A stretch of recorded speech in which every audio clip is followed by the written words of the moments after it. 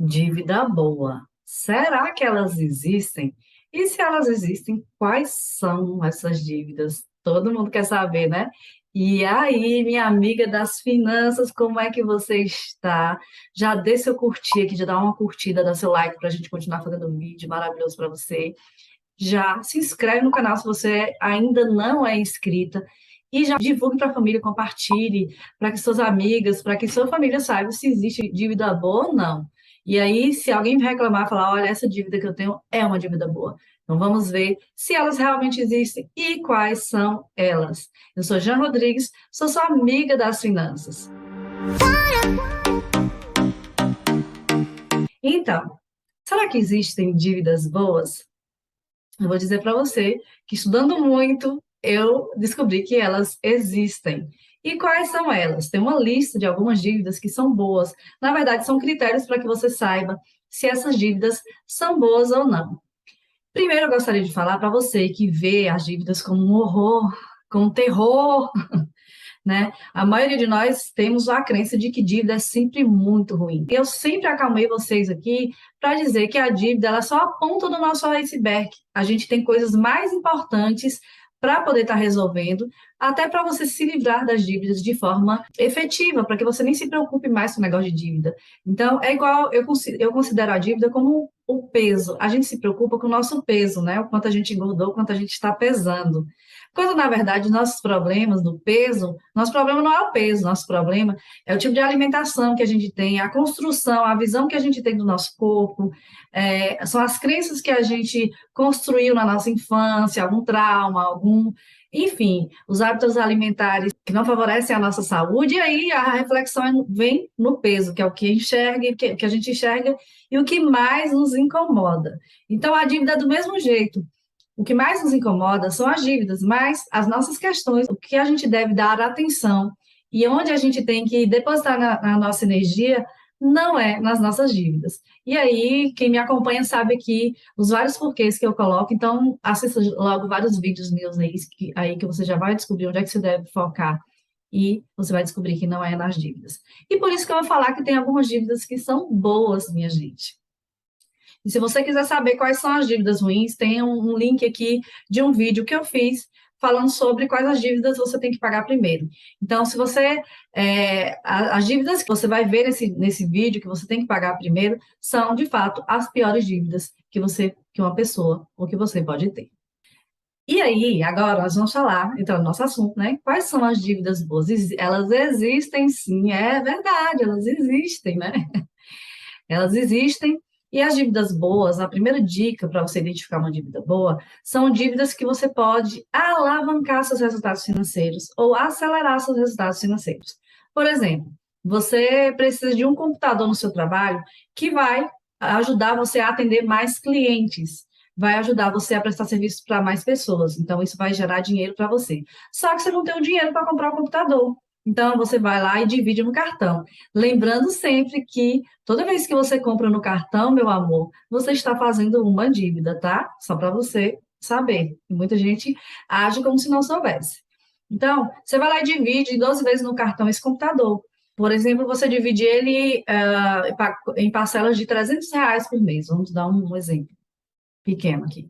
R$ 300 por mês. Só que com esse computador você vai gerar uma renda de R$ 1.000 a mais por mês.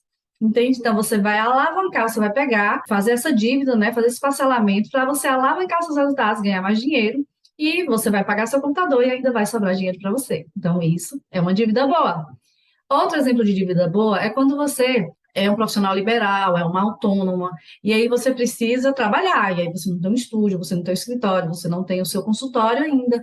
Então, você financiar o seu consultório e com o seu trabalho você conseguir pagar esse financiamento e ainda vai, né, daí você consegue tirar o seu prolabore, os seus rendimentos mensais, isso também é uma dívida boa. Se você for esperar ainda o momento certo para trabalhar, para conseguir juntar esse dinheiro para comprar esse consultório, talvez você esteja perdendo dinheiro nisso. Então, alavancar esse dinheiro, você fazer um financiamento disso e investir no seu trabalho para que isso traga um retorno financeiro para você, é uma dívida boa. É uma alavancagem que você faz. Então, Pode ser uma dívida boa. Outro exemplo de dívida boa é se você também trabalha numa empresa que tem um plano de carreira, e que você sabe que se você fizer o curso X, você vai conseguir aumentar o salário lá dentro da empresa, você vai conseguir a promoção que você tanto deseja. Então, às vezes, vale a pena você investir num curso que você, por exemplo, pode ser que você não tenha o dinheiro para pagar agora, investir num curso para você conseguir essa promoção. Então, isso também é uma forma de fazer uma boa dívida. Outro exemplo de dívidas boas são as dívidas que alguns especialistas, né? Há controvérsias, e eu vou falar quais são as controvérsias lá na frente. São as dívidas que lá no final, quando você termina de quitar, você tem um bem, você tem um patrimônio. São dívidas que geram patrimônio para você, né? E aí tem gente que financia carro, tem gente que financia imóveis. E aí eu vou falar duas diferenças. Geralmente, financiar carro é uma dívida ruim, porque o carro é um passivo, ao invés ah, de ele agregar valor com o tempo, ele vai perdendo valor com o tempo. Então, quanto mais tempo de uso tem o seu carro, quanto mais tempo você está pagando lá o carro, mais barato ele vai ficando, né? Então, é muito difícil que seja uma dívida boa, a não ser que você utilize esse carro para trabalhar, para fazer as entregas das vendas que você faz, se você trabalha com vendas, ou para você se movimentar de forma mais fácil e mais rápida para atender mais clientes, se você presta serviços. Então, e aí você utiliza esse carro também para o conforto da sua família no final de semana. Essa vai ser uma boa dívida, porque assim, você vai pagar um carro ou dois carros novos e lá no final você tem um carro velho que não vale a metade de um novo. Então, muitas vezes a dívida você pagou 4 vezes a mais pelo aquele carro que você tem no final da dívida, entende? E é isso. Ele vai ser uma dívida boa se ele alavancar, se junto com o seu conforto ele alavancar algum rendimento seu, algum ativo ou passivo financeiro. Então, esse carro vai ser um ativo para você se você utiliza os seus esforços com esse carro para ele te dar um retorno financeiro, e vai ser um passivo se você não faz esforço nenhum, esse carro te dá um retorno financeiro. Por exemplo, você deixa ele lá numa locadora e vai alugar esse carro, enfim, né? Então, você tem que ter esse retorno para que o carro seja uma boa dívida, o financiamento do seu carro seja uma boa dívida. Com relação aos imóveis, né, tem muitos especialistas em finanças aí que condenam o financiamento de imóveis, né? Só que quando você fala em especialista financeiro, a gente tem muita informação de mercado que ajuda a gente a agregar dinheiro com o próprio dinheiro, né?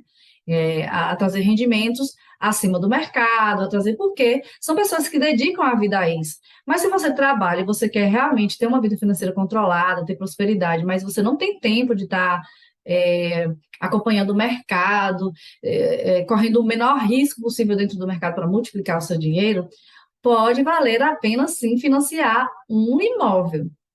Até porque, diferente de um carro, o imóvel, ele vai agregando valor com o tempo. Então, se a inflação está alta, os imóveis tendem a acompanhar a inflação. E aí, na escolha desse imóvel, você também pode ver um imóvel que ele tem potencial de valorização. Por exemplo, você compra um imóvel numa rua que não está bem pavimentada, e aí tem uma proposta, tem um projeto de pavimentação daquele bairro, daquela rua, de revitalização do bairro, enfim, aquilo vai agregar valor ao seu imóvel, né? Conheço alguns bairros aqui na minha cidade, por exemplo, as ruas eram bairros que nem rua asfaltada tinha. E aí, o governo, né, que assumiu a administração da cidade nesse período, ele revitalizou todo o bairro e, assim, os imóveis deram um boom de valorização muito grande. E aí, quem comprou, mesmo que seja financiado, teve grande vantagem com relação a isso. Imóveis também que estão localizados nas proximidades de um projeto de uma empresa, por exemplo, grande, né? Um empreendimento muito grande ali próximo. Então, você pode ter uma valorização com o tempo aí muito bacana do imóvel, que pode compensar o financiamento desse imóvel. E lá no final do financiamento, você vai ter um bem, né, um patrimônio que corresponde a esse esforço que você fez de pagar o financiamento. Então, existem dívidas boas, sim.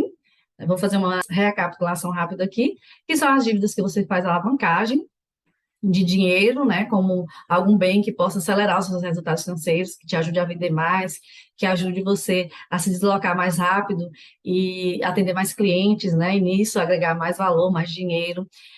Quando você, por exemplo, é uma pessoa autônoma, um autônomo, e Você precisa montar o seu consultório, o seu estúdio, né?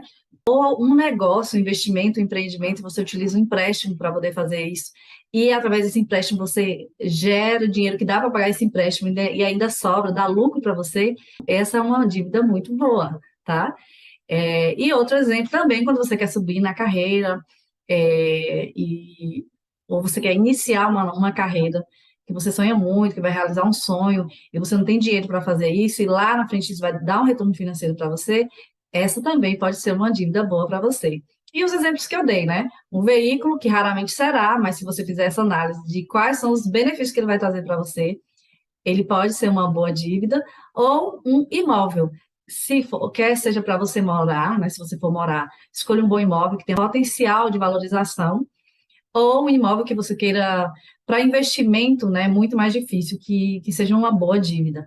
Porém, pode ser, né? Você com um bom estudo, com um bom estudo de mercado, com uma boa análise do potencial de valorização desse imóvel, é bem provável que você consiga fazer uma dívida boa aí. Mas uma dívida em que você tenha um patrimônio lá no final é melhor do que uma dívida para conforto, pessoas que se endividam, fazem empréstimo para viagem, e aí lá no final não sobra nada para você vender. Só aquela experiência, mas é uma experiência que você poderia ter com planejamento, e com reservas financeiras. E é isso, eu espero que vocês tenham gostado do vídeo, espero que você saiba a diferença de uma dívida boa para uma dívida ruim. E aí, exceto isso, todas as dívidas não são muito boas, né? E aí tem a classificação de dívidas das piores dívidas para as dívidas menos piores. E aí você vai ver nesse vídeo que eu deixei no link. Já se inscreva no canal, já mande para sua família, no grupo da família, envie para suas amigas, para as pessoas que você quer que saiba que existem dívidas boas também. E que você pode utilizar uma dívida, por exemplo, para crescer na vida, gente. Isso é maravilhoso, né? E é isso. Aguardo você no próximo vídeo. Já se inscreva no canal, como eu te falei, dá seu joinha e mande para a maior quantidade de pessoas que você conseguir. Um grande beijo e até o próximo vídeo. E faça dívidas boas, viu, meninas? Não faça dívidas ruins.